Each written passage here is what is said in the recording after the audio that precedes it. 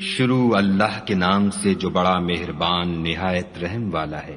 ان فرشتوں کی قسم جو ڈوب کر کھینچ لیتے ہیں اور ان کی جو آسانی سے کھول دیتے ہیں اور ان کی جو تیرتے پھرتے ہیں، پھر لپک کر آگے بڑھتے ہیں، پھر دنیا کے کاموں کا انتظام کرتے ہیں کہ وہ دن آ کر رہے گا جس دن زمین کو بھونچال آئے گا، پھر اس کے پیچھے اور بھونچال آئے گا۔ اس دن لوگوں کے دل خائف ہو رہے ہوں گے اور آنکھیں جھکی ہوئی۔ کافر کہتے ہیں کیا ہم الٹے پاؤں پھر لوٹیں گے؟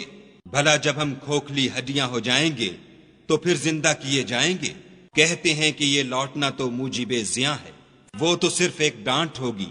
اس وقت وہ سب میدان حشر میں آ جمع ہوں گے۔ بھلا تم کو موسیٰ کی حکایت پہنچی ہے جب ان کے پروردگار نے ان کو پاک میدان یعنی طوا میں پکارا اور حکم دیا کہ فرعون کے پاس جاؤ، وہ سرکش ہو رہا ہے، اور اس سے کہو کیا تو چاہتا ہے کہ پاک ہو جائے اور میں تجھے تیرے پروردگار کا رستہ بتاؤں تاکہ تجھے خوف پیدا ہو۔ غرض انہوں نے اس کو بڑی نشانی دکھائی مگر اس نے جھٹلایا اور نہ مانا۔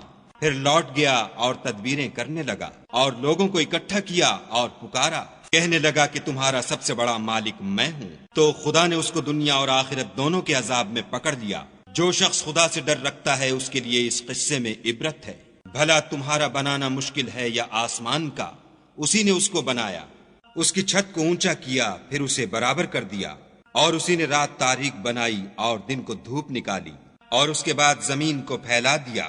اسی نے اس میں سے اس کا پانی نکالا اور چارہ اگایا، اور اس پر پہاڑوں کا بوجھ رکھ دیا۔ یہ سب کچھ تمہارے اور تمہارے چار پایوں کے فائدے کے لیے کیا۔ تو جب بڑی آفت آئے گی اس دن انسان اپنے کاموں کو یاد کرے گا اور دوزخ دیکھنے والے کے سامنے نکال کر رکھ دی جائے گی۔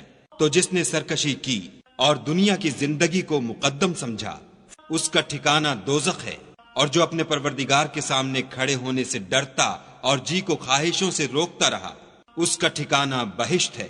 اے پیغمبر صلی اللہ علیہ وآلہ وسلم، لوگ تم سے قیامت کے بارے میں پوچھتے ہیں کہ اس کا وقوع کب ہوگا، سو تم اس کے ذکر سے کس فکر میں ہو؟ اس کا منتہا یعنی واقع ہونے کا وقت تمہارے پروردگار ہی کو معلوم ہے۔ جو شخص اس سے ڈر رکھتا ہے تم تو اسی کو ڈر سنانے والے ہو۔ جب وہ اس کو دیکھیں گے تو ایسا خیال کریں گے کہ گویا دنیا میں صرف ایک شام یا صبح رہے تھے۔